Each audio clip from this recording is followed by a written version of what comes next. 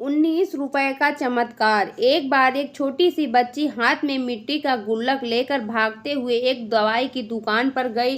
वह काफी देर वहां पर खड़ी रही, लेकिन दुकानदार का ध्यान उसकी तरफ नहीं गया, क्योंकि वह बहुत सारे लोग वहां पर खड़े थे। उसने दुकानदार को कई बार बुलाया, लेकिन दुकानदार का ध्यान उसकी तरफ नहीं गया।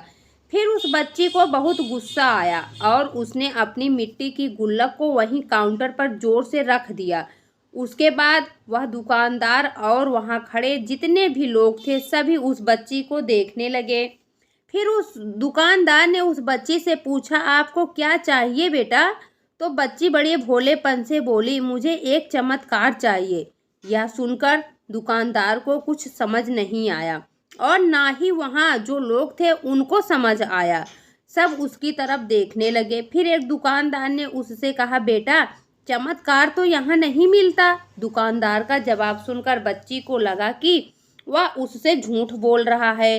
फिर बच्ची ने कहा, मेरे गुल्लक में बहुत पैसे हैं, आप बताओ आपको कितने पैसे चाहिए, लेकिन मैं यहाँ से आज चमत्कार लेकर ही जाऊंगी। वहीं काउंटर पर एक और आदमी खड़ा था। उसने उस बच्ची से पूछा, बेटे क्यों चाहिए तुम्हें चमत्कार? तब उस बच्ची ने अपनी कहानी बताई। अभी कुछ देर पहले मेरे भाई के सर पर बहुत तेज दर्द हुआ था, तो मेरे पापा मम्मी हॉस्पिटल ले गए। उसके बाद कई देर तक मेरा भाई घर नहीं आया, तो मैंने कई बार अपने पापा से पूछा, लेकिन उन्होंने कुछ नहीं बताया। उन्होंने बार बार यही कहा कि वह आ जाएगा, लेकिन वह नहीं आ रहा था।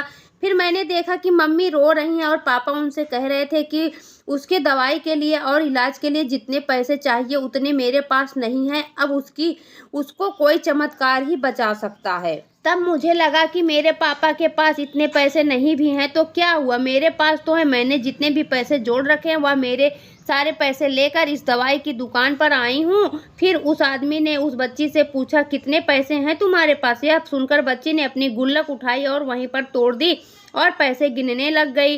बाकी सब लोग खड़े होकर उसे देख रहे थे। थोड़ी देर बाद सारे पैसे उसने अपने हाथ में इकट्ठे किए और बोली, मेरे पास 19 रुपए हैं। यह सुनकर आदमी थोड़ा सा मुस्कुराया और कहा, अरे तुम्हारे पास तो पैसे पूरे हैं, इतने का ही तो चमत्कार आता है। यह सुनकर बच्ची खुश हो गई और कहा, चलो मैं आपको अपने पापा से मिलवाती हूँ। बाद में पता लगा कि वह आदमी कोई आम आदमी नहीं था, वह एक बहुत बड़ा न्यूरोसर्जन था।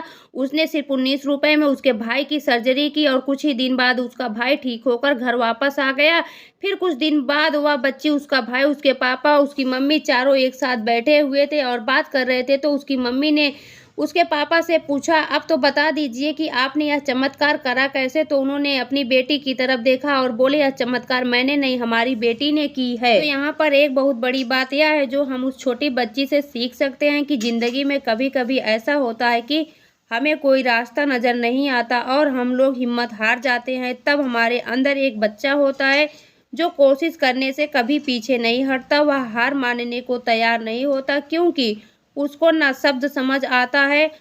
वह बच्चा जिसके लिए कुछ भी नामुमकिन नहीं है, क्योंकि वह हर हाल में कोशिश करता रहता है। तो दोस्तों, आपको यह छोटी सी कहानी कैसी लगी कमेंट बॉक्स में ज़रूर बताएं और चैनल को सब्सक्राइब करना ना भूलें। वीडियो देखने के लिए आपका बहुत बहुत धन्यवाद।